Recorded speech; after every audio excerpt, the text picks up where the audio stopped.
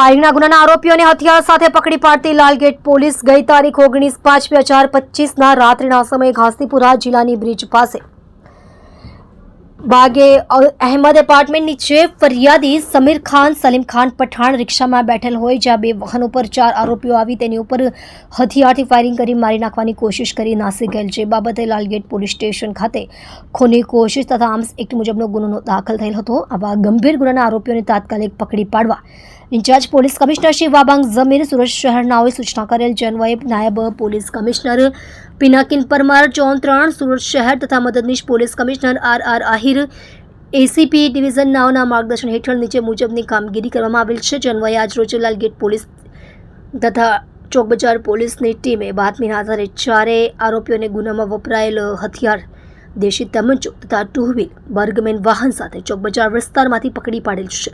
સાથે ફાયરિંગ કરનાર આરોપીઓ હારૂન અહેમદ સંધવાણી ઉંમર વર્ષ 24, ધંધો ગાડી લે વેચ, રહે ફૂલવાડી ભરીમાતા રોડ સુરત.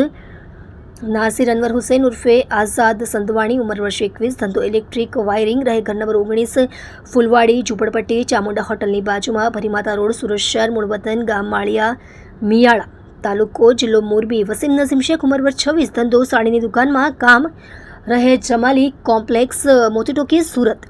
સોનુ આદિત્ય સ્વાઈ ઉંમર વર્ષ 21, ધંધો હીરા મજૂરી, રહે મગનનગર સોસાયટી વિભાગ 2 કતારગામ સુરત. મૂળ રહે ઓરિસ્સાને પકડી પાડી કાયદેસરની કાર્યવાહી કરવામાં આવેલ છે.